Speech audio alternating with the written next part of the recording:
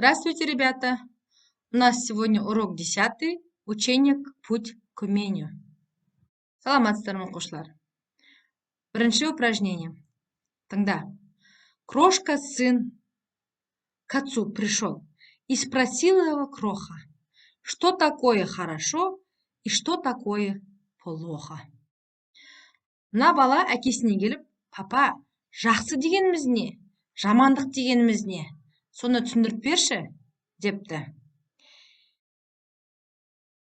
Сен мына папасының орнында болған кезде, мына балаға не деп айтар едің? Жақсылық дегеніміз не, жамандық дегеніміз не? Сол туралы ойыңды мамаңа жеткіз. Болмаса мұғаліміңе айтсаң болады.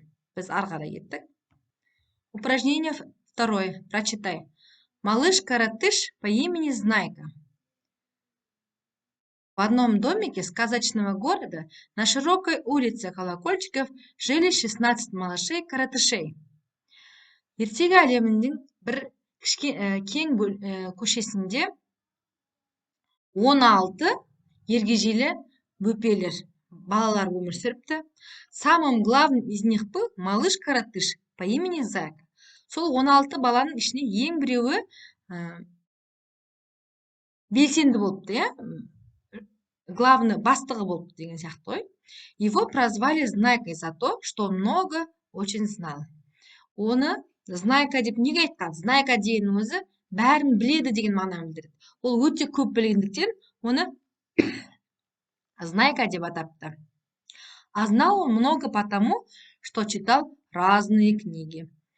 Ол өте көп кітап оқитын, сондықтан ол көп білетін еді. А чтение книг Знайка сделался очень умный. Кітапты көп оқығандықтан соң ол өте ақылды бала болды. Поэтому все его слушались и очень любили. Сондықтан оны барлығы тыңдады және жақсы көретін еді. Мына жерде сұрақтар берілген, сол сұрақтарға жауап беру керек. Выбери правильный ответ. Или варианты. Екі немесе бір жауабын дұрыс осы. Қайсысы дұрыс, соны табуымыз керек. О чем этот текст? Бұл мәтін не туралы? О том, что от чтения книг Знайка стал очень умный. Кітапты көп оқасын, Знайка өте ақылды болды. Бірінші вариант. Б вариант. О том, что Знайку все слушались и очень любили. Знайканы барлығы жақсы көретін және тыңдайтын еді. Және о том, что самым главным был малыш-коротыш по имени Знайка. Знайка есімді бала ішіндегі ең бастығы болған деп айтты. Осылардың қайсысы мәтіннің мағынасын ашып тұр? Не туралы екендігін? Меніңше бұл А варианты, және кітапты көп оқығасын, ол өте ақылды болды. Және оны барлығы тыңдайтындығы туралы. Мынау да келеді В варианты да. Бірақ мен осы екі вариантқа көбірек мәтін, осы көбірек осы кітапты көп оқып, ақылды болғандығы үшін, ақылдылығы үшін мәтін арналған деп ойлаймын да, сондықтан мен осы екі вариантты таңдаймын. Сіздер қалай ойлайсыздар, балалар? Ары қарай жалғастырамыз. Упражнение 3. Вместо точек вставь нужные слова из текста сказки. Бағанағы мәтіннен сөздерді қоямыз. Запиши их словосочетание. Какой город, какая улица? Бағанағы мәтінде қай қалада өмір сүрді Знайка, қай көшеде өмір сүрді, қандай көшеде? Знайка қандай болды? Ол қандай кітап оқыды? Соларға жауап беруіміз керек. Ол мәтінде бар, мәтіннен табуымыз қажет. Мен мына жерге мәтіннен қарап, мына сұрақтарға жауап бердім. Балалар, енді айтып кетейін. Мына жерде какой, қандай? Мына сұрақта какой, қандай, какая, қандай, какие, қандай деген сұраққа, төртеуі де қандай сұраққа жауап беріп тұр, қандай деген қазақ тіліне аударған кезде. Қандай қала? Ертегі қаласы. Қандай көше? Кең көше. Знайка қандай еді? Ақылды Знайка. Бас әріппен жазу керек, мына жер шатасып кетті. Және разные книги. Әртүрлі кітаптар. Бәрі де қандай кітап, қандай Знайка, қандай қала, қандай деген сұраққа жауап беріпті. Бірақ байқап тұрсыздар ма? На какой, какая, какие бір сұрақ қандай деген болмен, бірақ әртүрлі жазылып тұр, әртүрлі оқып тұр. Неге деп ойлайсыздар? Өйткені город мужской род, сол үшін оған какой деген сұрақ болады. Улица амен бітіп тұр, женский род, сондықтан оған какая деген сұрақ қойып тұр. Какие деп сұрақ қойып тұр, өйткені книги деген сөз множественное числода тұр. Книги, кітаптар, сондықтан оған какие деген сұрақ қойылады. Какой дегенде знайка деп тұр, бұл да мужской род, өйткені знайка деген ұл баланың аты болғаннан кейін оған какой деген сұрақ қойылып тұр. Балалар, ары қарай жалғастырамыз. Упражнение 4. Дополни предложение. Мына сөйлемдерді толықтыруымыз қажет.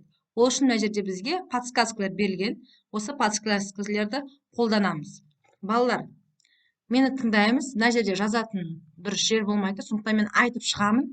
Сіздер соны тыңдап жазуға тырысыңыздар, жарайды ма? Книги наши учителя, помощники, друзья.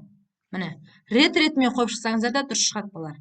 Книги расскажут тебе о прошлом, о настоящем, о будущем.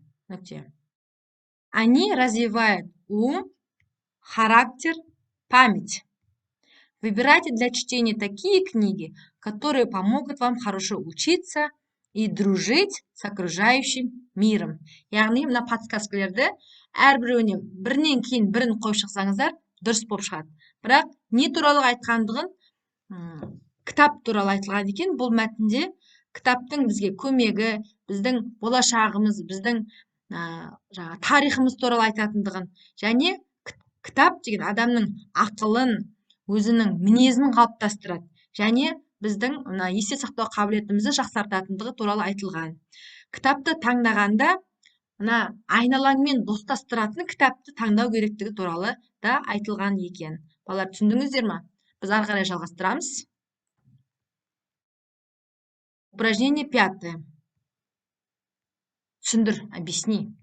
Запиши в тетрадь слова этот, тот, такой. И на казахском языке объясни их значение. Мысалы, тот деген орыс тілінде.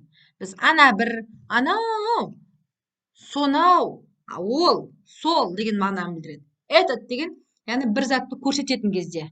Этот, бұл кітап деп. Это книга, эту книгу деген сияқты қолданады. Такой.